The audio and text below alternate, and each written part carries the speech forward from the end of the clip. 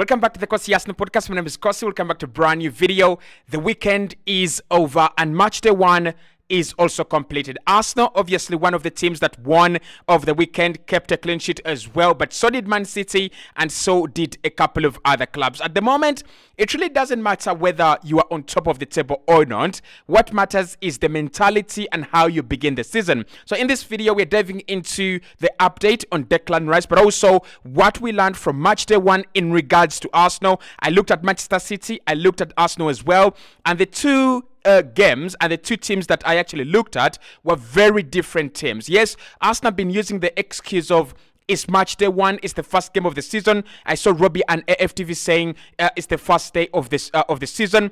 I looked at Man City and they don't look like a team that were not prepared for match day one. They played that game against Chelsea as if they were playing against one of the worst teams in the Premier League. So let's dive into what we learned from match day one, why this season is going to be very difficult for Arsenal, and I think most importantly, if you're Mikel Arteta, why you need to go out in the market right now and get some additions to that attack. Hit the like button, subscribe to the channel as well. What did you see in match day one that you would love to share with me? What is exactly the point that you feel maybe Arsenal have the advantage this season, or maybe Arsenal don't have the advantage yet this campaign? This video is brought to you by KiwiBet, a new betting and gaming platform in Uganda. They have the best odds right now on the market, and you can bet on each and every game. La Liga is back, French League 1 is back, Premier League is back, so you can bet on any league. The Champions League is coming very soon, and the Europa League and the Conference League as well. But they're also saying you can play some games on their website.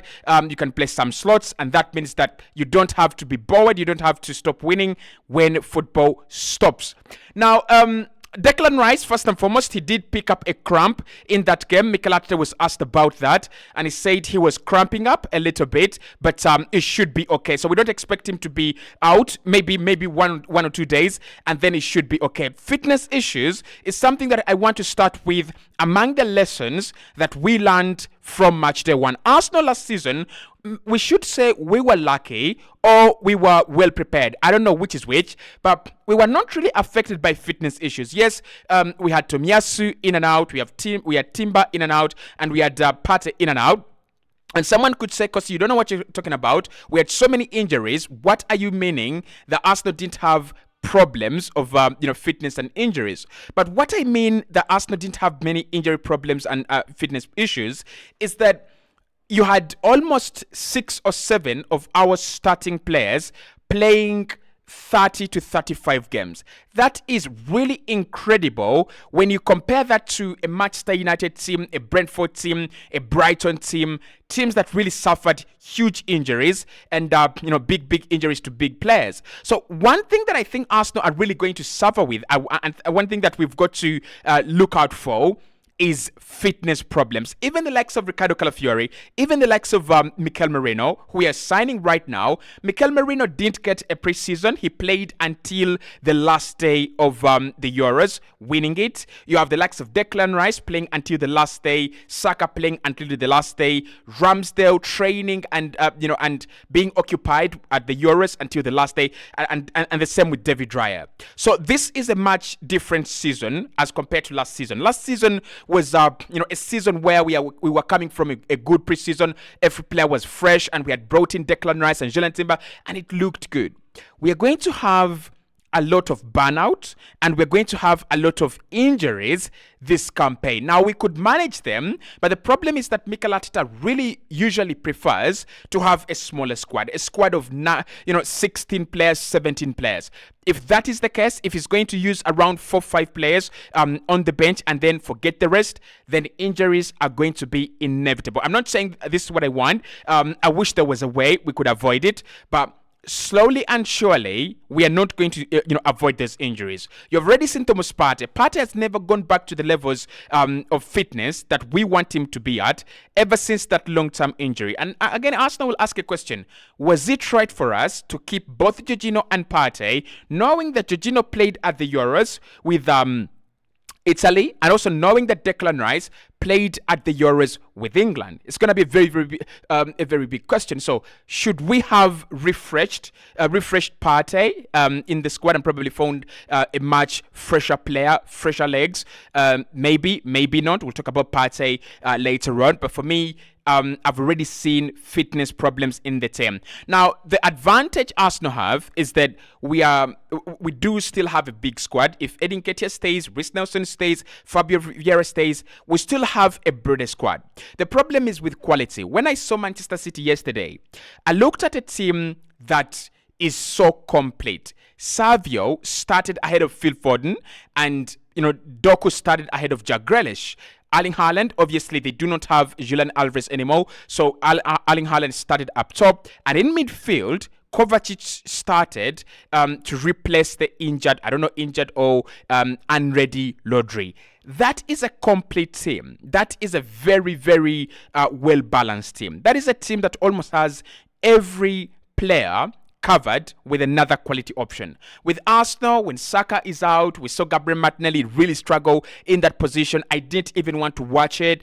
I think Trossard is okay. I think it's quality, but yes, Trossard is quality, but these days, Gabriel Martinelli is not quality. So if you take off Trossard, you cannot guarantee a good game from Gabriel Martinelli. Our striking partnership, Gabriel Jesus and Havertz, is so lacking. So you've got fitness issues. You've got a smaller squad, which is something that I think Arsenal had to work on this summer. But it looks like we're working to bring one player in and get rid of one. That's not a bad strategy. That's a very good strategy. But can we also start building that thicker layer? Can we have a thicker layer of our squad? That is one of the observations I saw starting the season. Fitness is going to be an issue for us. The second observation that I saw is the attack.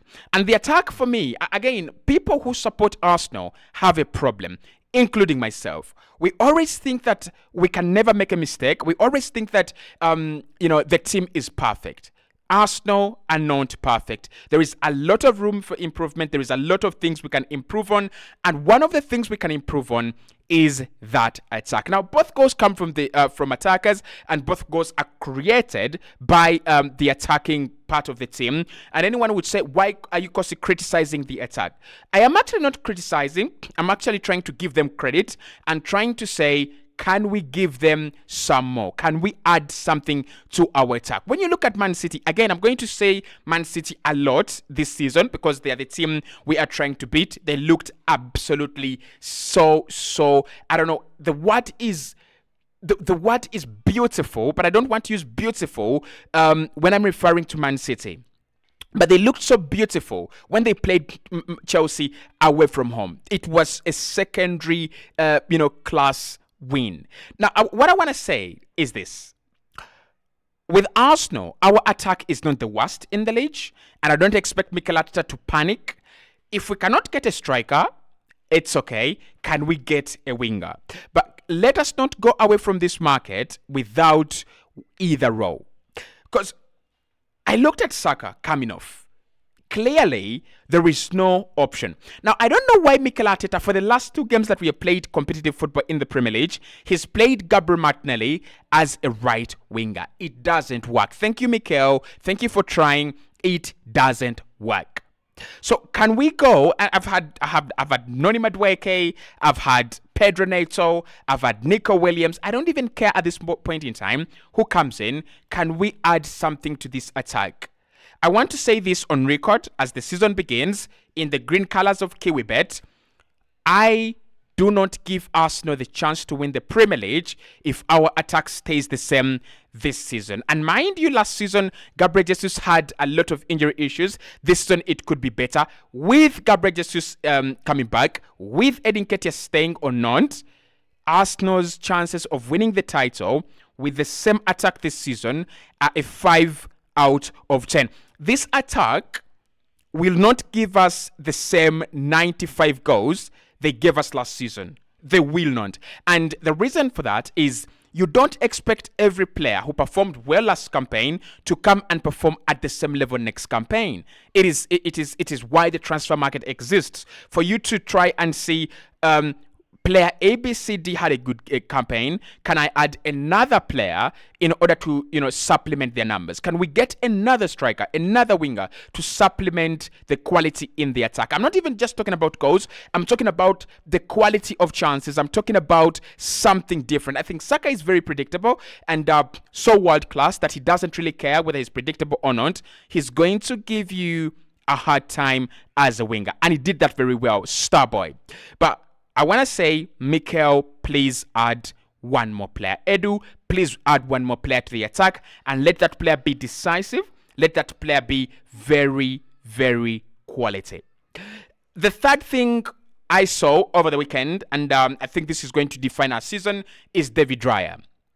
Now, David Raya's save that he made in this game, I'm still looking for words to explain it. There are one or two words, there are one or two phrases that we can use. The first phrase is world class. The second phrase, lucky. If it was lucky, we shall see during the course of the campaign. But according to the statistical data we have and what we saw with the eye test last season, that was not lucky. That was a goalkeeper who absolutely understands positioning. That is a goalkeeper who understands reflexes and is a very, very, very quick goalkeeper to react to situations. And that's what Mikel Arteta always said. He's a good goalkeeper reacting to situations. Not every goal that should be going into the back of the net goes in against David Raya. And that's one of the things I love about him. But the lesson overall, guys, is that when you're going to win the league, and Martin O'Neill spoke about this in his press conference for Wolves. He said, big teams have big goalkeepers that can create big moments and decisive moments that win games. I think David Raya just exemplifies what Chelsea had in Petr Cech, what Manchester United had in Edwin van der Sar, what Real Madrid had in Casillas. I'm sorry, Barcelona, I didn't really read Valdez that much, but you get the point. You get the point I'm talking about, what AC Milan had in Dida. I am not saying he's at that level. I am saying if you give him 3 seasons playing like this, he could get to that level easily without any questions, in my opinion. So David Raya is going to be a very key player for us this campaign, especially that we don't expect all defenders to be at the same level. Some of them might have a dip in form. Some of them might have an increase in form. But I think at some point in time, Arsenal will need to win a game 1-0, and this boy is going to be absolutely crucial to that. Number 4, Saka always shows up, and this season, if he does the same, if he shows up the way he has been showing up, we are giving him the world-class tag. At the moment, among the wingers that I would say are world-class, Vinicius Jr., Kylian Mbappe, and Kavica Kvaratskhelia. And I will say Kavica Kvaratskhelia because I've looked at him. I don't know. Salah, of course, is there. No question about that, about Salah. Do you want to include one of the Man City wingers, maybe Jeremy Doku? That's a question that that's a debate that we could have. But Saka is so consistent that all the rival fans do not have one centimeter of banter they can actually provide that makes any sense against this guy. Now, I don't want to say he's the best in the league, a league where there is Salah, the guy that has scored in 9 consecutive opening day fixtures. But if Arsenal are going to win the league, maybe 1 or 2 or 3 times, there is always that one player that just turns up always. Wayne Rooney at Manchester United, Kevin De Bruyne at Manchester City. I think for Chelsea, under Mourinho, we would say Lampard, but they also had Terry as well. But I'm going to say Lampard because Lampard scored a lot of goals. So there is always that one player that never seems to be out of form, never seems to have a bad day, never seems to have a bad season, never seems to have a bad 90 minutes. And even if they have a bad 90 minutes, they always score or they always assist for someone. In that game, Saka assisted and he also scored. But what I loved about Saka's goal and assist is that they were routine. And I've always said it is so good for you to create goals and score goals that you can recreate. It means that you have patterns in your style of play that can be, recreated repeated and you get the same results. And that's very, very important. It's more like the tiki-taka with Barca.